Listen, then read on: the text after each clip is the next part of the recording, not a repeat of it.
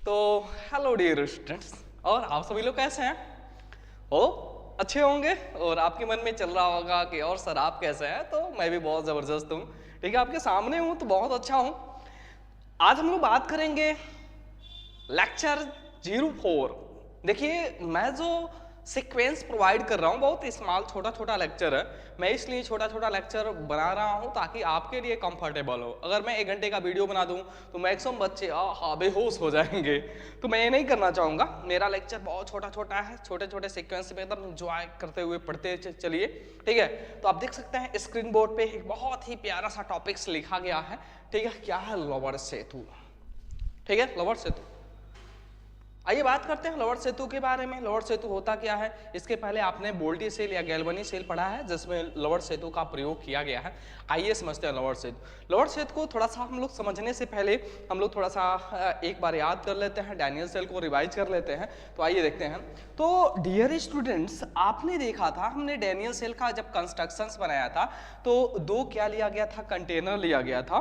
और एक कंटेनर में कौन सा रॉड लिया गया था? Zinc rod. एंड राइट वाले कंटेनर में कौन सा रॉड लिया गया था? Copper rod. और हमने जिंक रॉड को जिंक सल्फेट के सॉल्यूशन में ZnSO4 में हमने डुबोया था।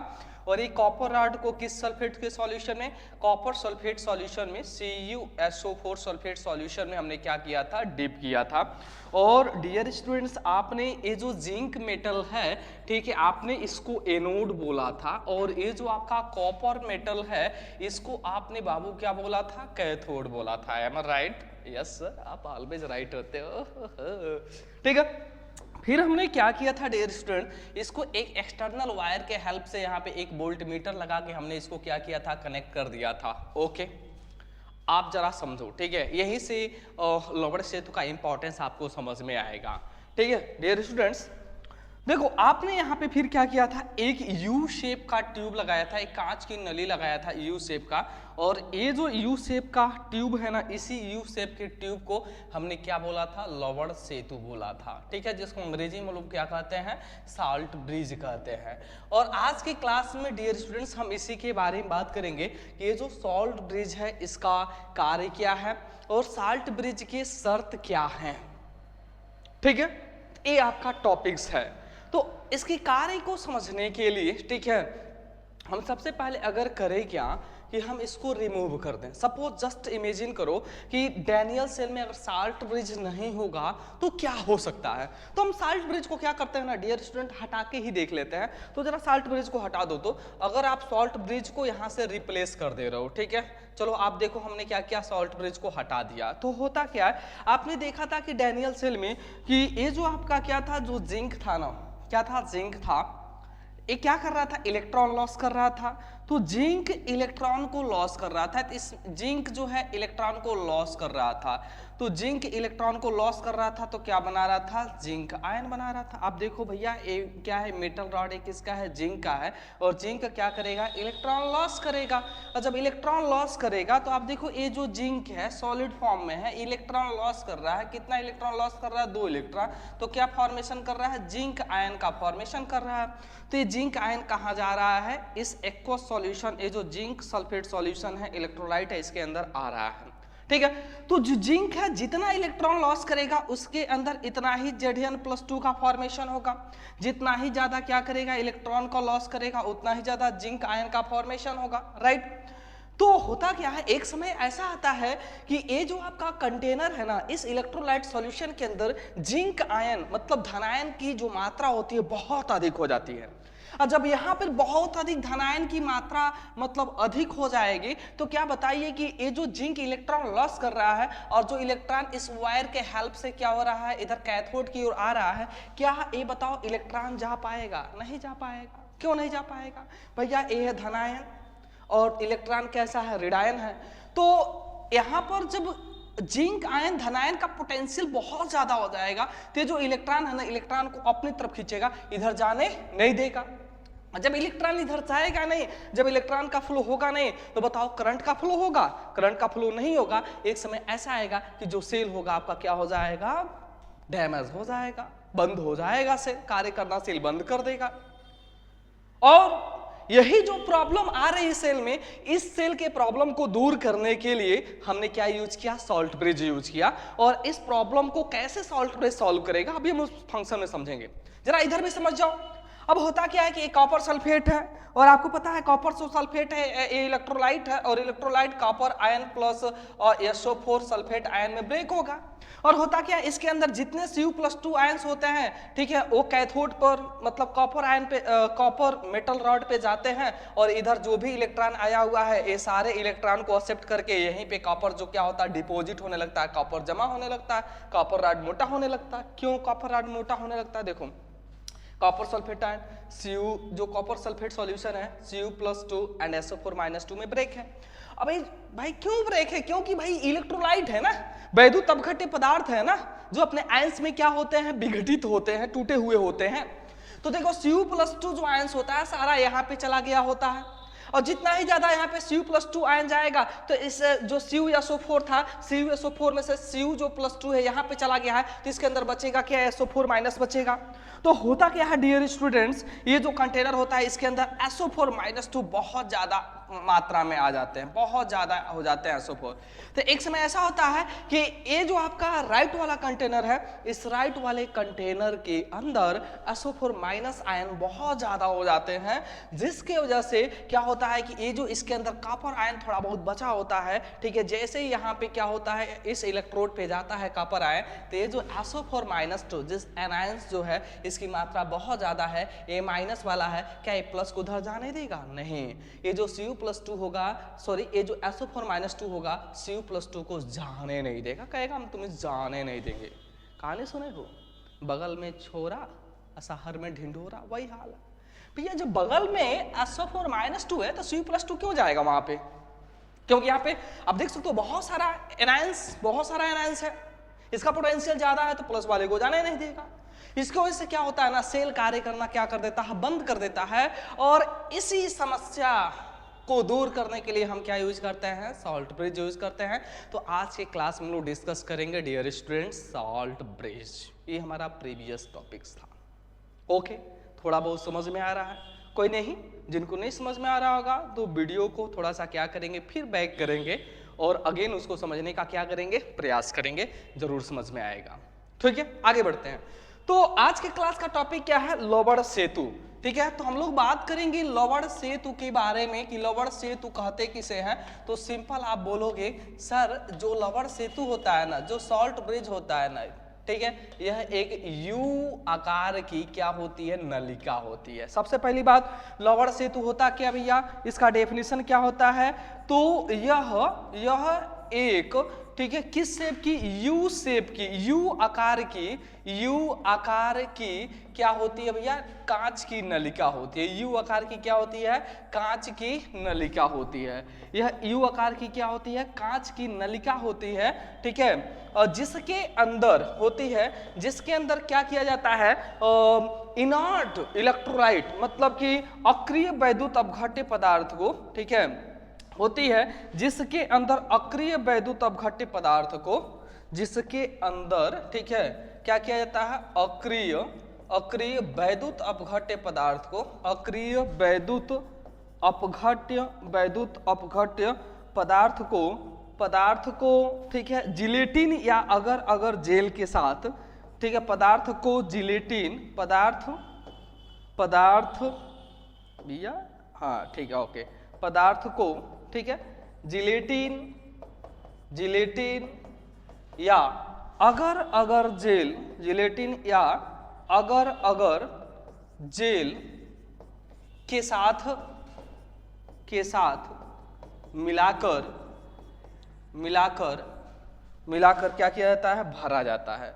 देखो जैसे ही अगर जेल या जिलेटिन साथ हम मिलाकर भरेंगे तो सेमी ठोस मतलब सेमी सॉलिड बन जाता है, अर्ध ठोस बन जाता है, मिलाकर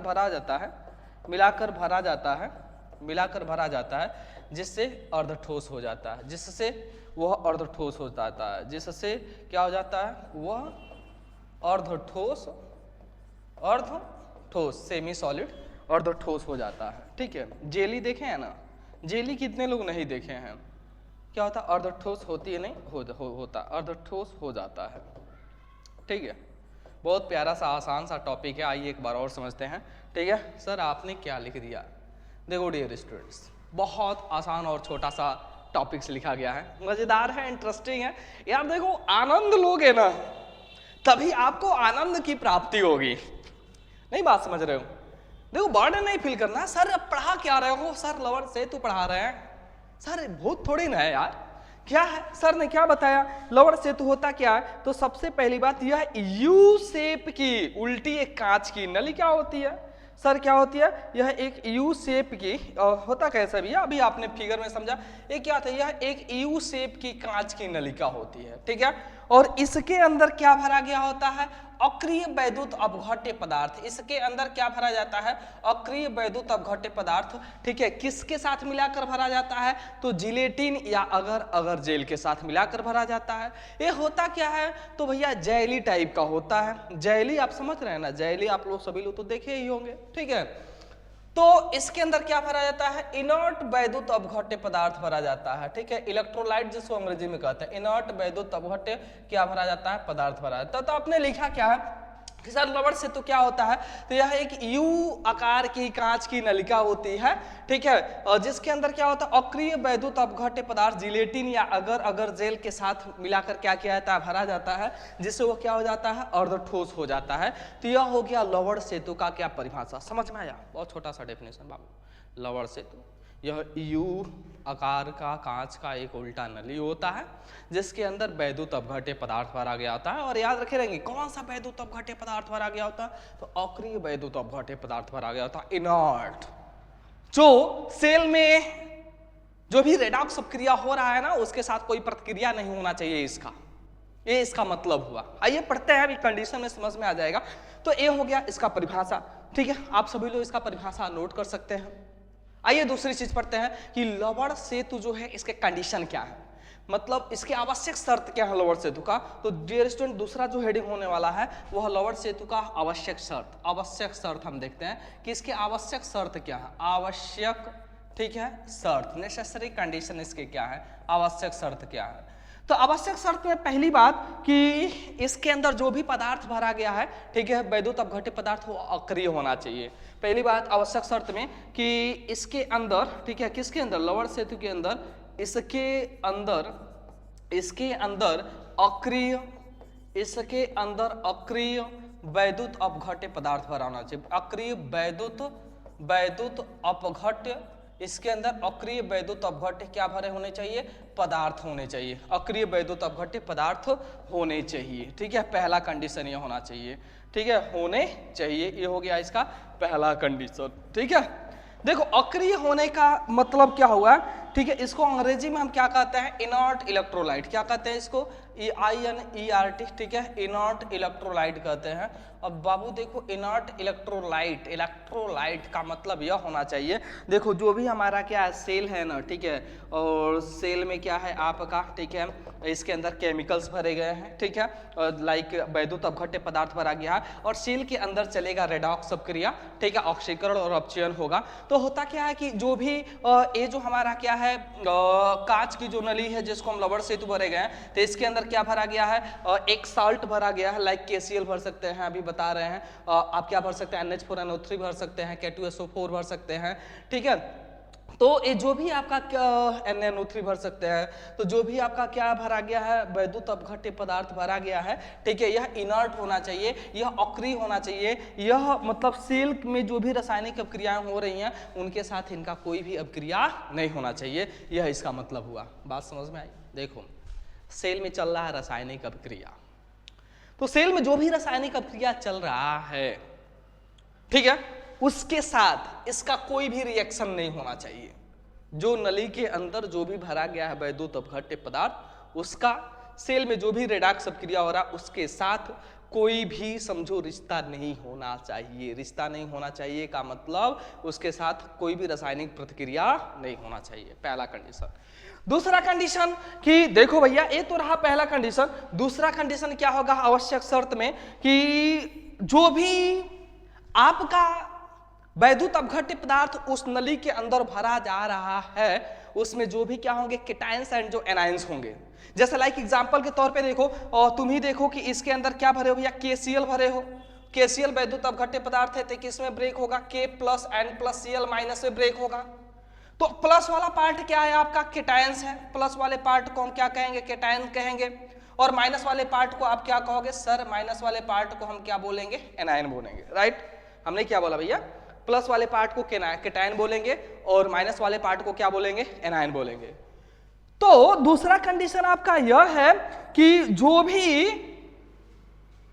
इलेक्ट्रोलाइट उस ट्यूब के अंदर भरा गया है, उसमें जो केटायंस है और जो एनायंस होंगे, उनकी जो मोबिलिटी है, जो गतिशीलता है, वो लगभग क्या होनी चाहिए, समान होनी चाहिए।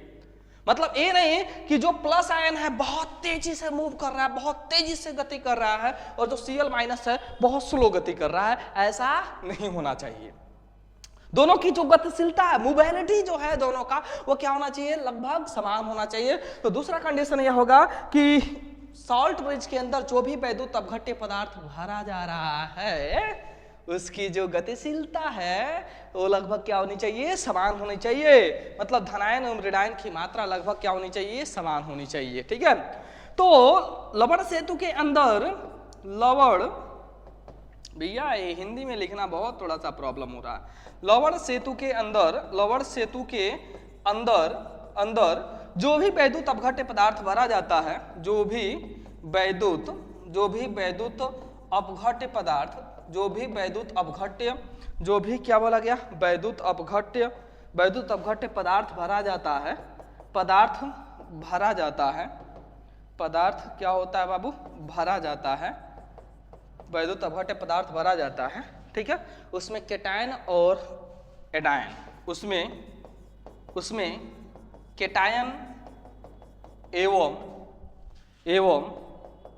एनायन, केटायन एवं एनायन की गतिशीलता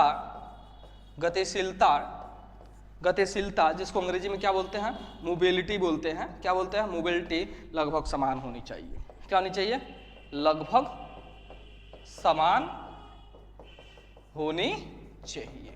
ये रहा हमारे पास दो कंडीशन। ये दो बात समझ में आई। आइए हम पढ़ते हैं एक तीसरा कंडीशन, ठीक है। तो आइए बढ़ते हैं तीसरे कंडीशन की तरफ। तीसरा कंडीशन आपका क्या होगा, याद रखे रहिएगा। यदि क्या हुआ, नहीं समझ में आ रहा है, कोई दिक्कत की बात नहीं है, एकदम एंजॉय करके पढ़िए यार, कोई दिक्कत ही नहीं है। दो कंडीशन समझ में आया कि नहीं आया आपको, बोलिए यस। हाँ सर, दो कंडीशन समझ में आया कि नहीं आया, यस दो कंडीशन समझ में आया। सर तीसरा कंडीशन बता दो ना। तीसरा कंडीशन क्या है, यदि Ag plus Hg2 plus like Hn plus 2 हो गया, लाइक क्या हो गया हमारे पास Tl प्लस हो गया, आयन सेल में उपस्थित हो, आयन सेल में उपस्थित हो, आयन सेल में उपस्थित हो, तो लवण सेतु के अंदर, लवण सेतु के अंदर KCl का प्रयोग नहीं करते हैं। KCl का प्रयोग नहीं करते हैं। ओरे बाबा, सर ने क्या बता दिया, ओरे बाबा सर ने क्या बता दिया, कोई भयानक चीज बता दिया क्या, ओरे बाबा सर ने क्या बता दिया, कोई भयानक चीज बता दिया क्या। देखो बहुत बड़ा मैंने टॉपिक्स में कह रहा हूं कि एक बहुत बड़ा इंपॉर्टेंट पॉइंट मैंने आपको बताया है। क्या बताया है कि यदि Ag plus Hg2 plus Sn plus 2 Tl plus ion cell में उपस्थित हो, तो लवण सेतु में KCl का प्रयोग नहीं करते हैं। सर KCl का प्रयोग क्यों नहीं करते हैं? अरे बाबू अगर हम बताओ, तुम्हें बताओ यार, अगर तुम KCl का प्रयोग करोगे तो इसके अंदर जो Cl है ना, वो क्या करेगा, जैसे मान लो Ag हो गया और Cl हो गया, ये जो Cl है ना Ag से Ag प्लस से रिएक्ट करके AgCl का क्या बना देगा, प्रिसिपिटेट बना देगा, अवक्षेप बना देगा। बताओ सेल के अंदर अवक्षेप बन जाएगा, सेल काम करेगा नहीं ना। जैसे मान लो Hg भर दिया गया तो HgCl2 बना लेगा, वो भी प्रेसिपिटेट है। SnCl2 बना लेगा, वो भी प्रेसिपिटेट है। TlCl2 बना लेगा, वो भी क्या है आपका, प्रेसिपिटेट है। तो याद रखे रहेंगे डियर स्टूडेंट्स कि अगर सेल में ये सभी आयन उपस्थित हैं तो सॉल्ट ब्रिज के अंदर आप KCl का प्रयोग नहीं करोगे। सर आप बताओ ना, साल्ट ब्रिज में सिर्फ KCl ही भर? नहीं यार, मैं बोला कि साल्ट ब्रिज में इनर्ट इलेक्ट्रोलाइट, अक्रिय वैद्युत अपघट्य पदार्थ भर सकते हो, जिनमें धनायन एवं ऋणायन, जो भी उसके अंदर आयन है, कैटायन एवं एनायन, उनका जो क्या होना चाहिए, गतिशीलता होना चाहिए, लगभग बराबर होना चाहिए, समान होना चाहिए। क्या सर आपने सिर्फ KCl बताया? नहीं मेरे दोस्त, क्या लवण सेतु के अंदर सिर्फ KCl ही भर सकते हो? नहीं मेरे भाई, लवण सेतु के अंदर हम क्या क्या भर सकते हैं, जैसे इसमें देखो, मैं इसी में एग्जांपल के तौर पे अगर पुट करना चाहूं तो, जैसे अगर बात करो तो ठीक है, एग्जांपल के तौर पे तो हम इसके अंदर क्या भर सकते हैं, लाइक हमने KCl भर लिया, लाइक हमने क्या भर लिया, NaNO3 भर लिया, लाइक हमने क्या भर लिया, K2SO4 भर लिया, लाइक हमने क्या भर लिया, NH4 भर लिया हमने, NaNO3 एक्सेट्रा। ये सभी आयंस हम क्या कर सकते हैं, साल्ट ब्रिज के अंदर, लोअर सेतु के अंदर जो यू शेप की नली है उसके अंदर हम भर सकते हैं। कुछ बात समझ में आई? यस सर, आप पढ़ाओ और समझ में ना आए, ऐसा हो सकता है क्या?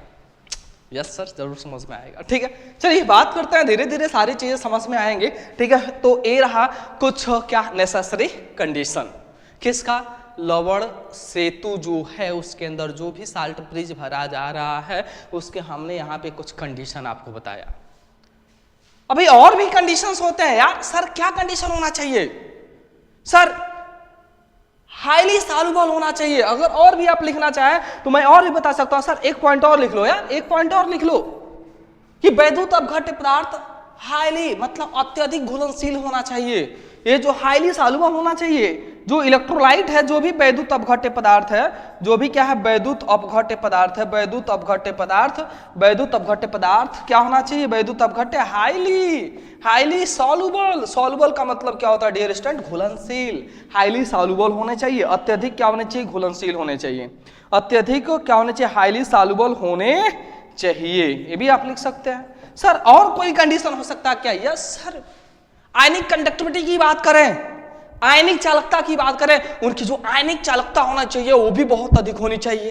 ये भी इसके कंडीशंस हैं। बेसिकली यहाँ पे 4 कंडीशन बहुत ज्यादा है, जो मोस्ट इंपॉर्टेंट जो कंडीशन है मैंने वो मेंशन कराया। ठीक है, आगे बढ़ते हैं। सर कंडीशन पढ़ते रह जाओगे, ये इसके 3 कंडीशन मुख्य होते हैं जो मैंने आपको बता दिया। यस, आइए इसके कार्य समझते हैं। किसके कार्य सर? धीरे से आराम से सुनना, लवण सेतु के कार्य इंपॉर्टेंट है, पूछा जाता है, बहुत छोटे मार्क्स में पूछे जाते हैं। लवण सेतु क्या है, उसके कंडीशंस क्या हैं, लवण सेतु के कार्य क्या होते हैं। आइए इसके कार्य समझते हैं। अभी आपने जैसे वीडियो स्टार्ट हुआ है तो आपने उसमें मैंने एक छोटा सा उसका इंपॉर्टेंस समझाया है। सर अगर लवण सेतु उसके अंदर ना लगाएं तो जो वोल्टेज होगा ना शून्य हो जाएगा, मतलब सेल कार्य करना क्या हो जाएगा, बंद कर देगा। ठीक है, तो नेक्स्ट जो हेडिंग है डियर स्टूडेंट वो है लवण सेतु के कार्य। कौन सा हेडिंग है? लवण सेतु के क्या है, कार्य है। तो आइए हम समझते हैं कि फंक्शन ऑफ साल्ट ब्रिज, लवण सेतु के कार्य क्या होते हैं। तो पहली बात लवण सेतु का पहला कार्य, आप देखे हो कि जो भी हमारा सेल है ना, सेल का जो भी क्या है परिपथ है ना, वो उसको पूरा कर रहा है। जैसे देखो मैं एक बार फिर से यहाँ पे मैं एक छोटा सेल फटाफट तुरंत बना ही लेता हूँ ताकि कार्य पढ़ाने में हमको आसान रहे। हमारा सेल क्या था, ये हमारा सेल था, इधर कटाक कटाक कटाक कटाक करते रहो। इधर हमारा क्या था, ये जिंक रॉड था, इधर सर क्या था हमारा कॉपर रॉड था, जिसको कैथोड बोले हो एनोड बोले हो। दोनों को हमने क्या कर दिया, वोल्ट मीटर से जोड़ दिया है। फिर हमने क्या लगा लिया है, एक यू आकार का हमने क्या लगा लिया, नली लगा लिया है, जिसके अंदर हमने क्या भर दिया, KCl भर दिया है। ठीक है, जो इनर्ट इलेक्ट्रोलाइट है इसमें जिलेटिन या अगर जेल हमने पदार्थ भर दिया है। इसके अंदर क्या था आपका ZnSO4 था। ठीक है, ZnSO4, इसके अंदर क्या था आपका CuSO4 था कि नहीं था? ये हो गया। अब देखो लवण सेतु का कार्य क्या है। पहला जो मैं कार्य बताऊं तो देखो होता क्या है कि इसके अंदर इलेक्ट्रॉन, ठीक है, तो इधर से इलेक्ट्रॉन जा रहा है तो करंट इधर की इधर ओर फ्लो हो रहा है। ठीक है, और दूसरी बात जैसे इसके अंदर बहुत सारा प्लस हो जा रहा है, बहुत सारा प्लस, कौन सा प्लस आयन होगा अभी आपने फिगर में समझा, इसके अंदर बहुत सारा Zn+2 हो जाएगा। तो ये जो KCl है, KCl के अंदर से Cl आएगा और Cl आएगा Zn+2 से रिएक्ट करेगा तो Zn+2 और ये जो हमारा Cl- होगा ये रिएक्ट करके ZnCl2 इसके अंदर बना लेगा, जिसकी वजह से ठीक है ये क्या हो जाएगा, न्यूट्रल हो जाएगा। ऐसे ही इसके अंदर क्या है, SO4- बहुत ज्यादा हो रहा था। सर ये क्या बता रहे हो सर, समझ में नहीं आ रहा मेरे भाई, जरा पीछे का चीज रिवाइज करो। क्या मैंने बताया, ये जो जिंक है बहुत सारा इलेक्ट्रॉन लॉस करेगा तो क्या बनाएगा, प्लस आयन बहुत सारा बनाएगा, जितना इलेक्ट्रॉन लॉस करेगा उतना ही ज्यादा यहाँ पे प्लस बनाएगा। इसके अंदर बहुत सारा प्लस हो गया, बहुत सारा प्लस हो गया, बहुत सारा प्लस हो गया, बहुत सारा प्लस जिंक हो गया, ठीक है। जब बहुत सारा प्लस हो जाएगा तो क्या इलेक्ट्रॉन लॉस करेगा, इलेक्ट्रॉन को जाने देगा, नहीं इलेक्ट्रॉन को जाने देगा। तो होगा क्या, इसके अंदर से जो KCl भरा गया K प्लस Cl माइनस में ब्रेक होगा, ये जो आपका Cl माइनस है तुरंत आएगा Zn+2 से रिएक्ट करेगा और क्या बनाएगा, ZnCl2 बना लेगा। इसकी वजह से ये जो आयंस बना था Zn+2 आयन न्यूट्रल हो गया। ऐसे ही इसके अंदर जब सारा Cu+2 यहाँ पे चला जाएगा तो इसके अंदर बहुत सारा SO4-2 SO4-2 SO4-2 होगा। अब ये जो SO4-2 है एक K प्लस से रिएक्ट करेंगे तो होगा क्या, हमारे पास K प्लस है, प्लस क्या है SO4-2 है, ये आपस में रिएक्ट करके क्या बना लिया, K2SO4 बना लिया इसके अंदर। इस तरह से क्या हो गया कि जो भी इसके अंदर एनायंस थे, SO4 माइनस आयन थे, ये भी न्यूट्रल हो गया। यहाँ पे क्या हो गया, जो Zn+2 था ये भी क्या हो गया, न्यूट्रल हो गया। इस तरह से पूरे सेल को क्या कर रहा है, यह विद्युत उदासीनता बनाए रखने का क्या कर रहा है, काम कर रहा है, जिससे सेल सतत काम कर रहा है।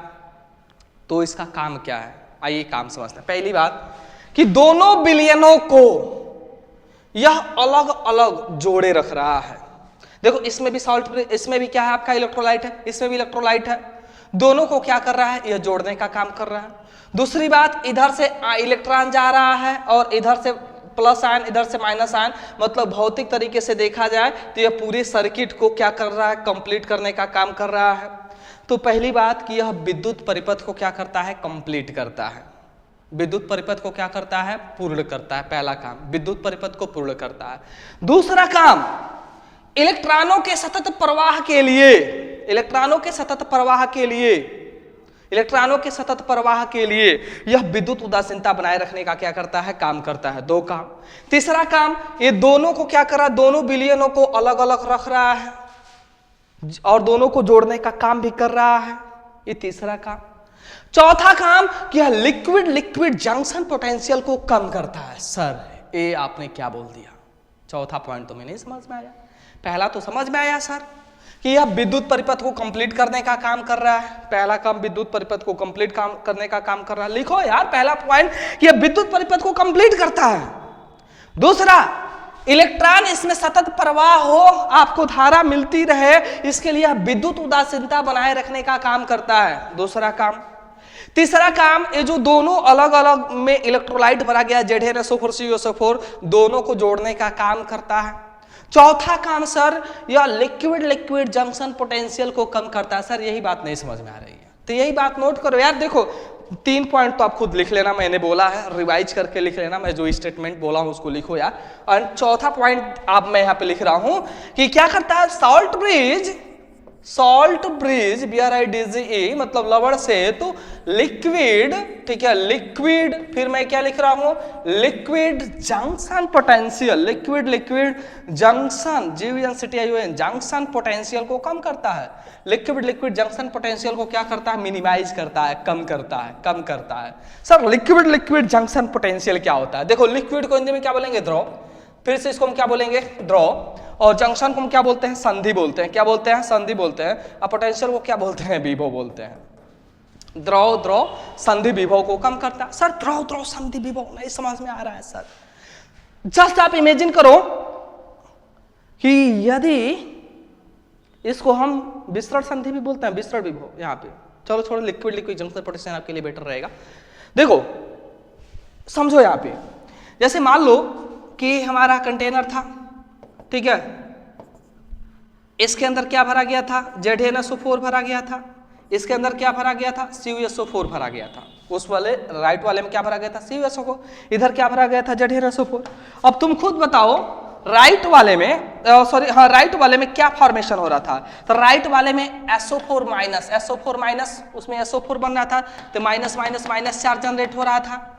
और इधर वाले में ZnSO4 वाले में जिंक आयन प्लस प्लस का फॉर्मेशन हो रहा था। अब देखो इस प्लस और इस माइनस की वजह से, ठीक है, देखो इसको मान लो जंक्शन, इसको संधि मान लो, इसको क्या मान लो, संधि मान लो। यह तुम्हारा क्या हो गया, JUNCTION, इसको तुम जंक्शन मान लो। तो ये प्लस और माइनस, ये प्लस माइनस की वजह से ए धन केटायन एवं एनायन की वजह से क्या पोटेंशियल नहीं जनरेट होगा, विभव नहीं जनरेट होगा। यस, इन दोनों के कंसंट्रेशन की वजह से, सांद्रता की वजह से यहाँ पर क्या होगा, एक पोटेंशियल जनरेट होगा, विभव जनरेट होगा।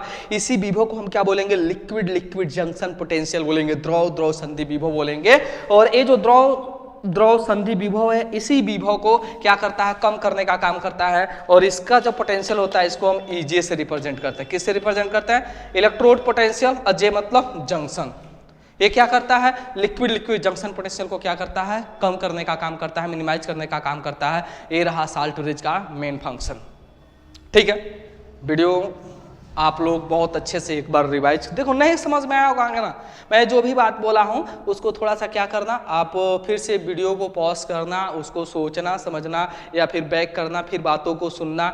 ठीक है, तुम खुद थोड़ा सा विचार करना। यार देखो, सिर्फ सुनना नहीं होता।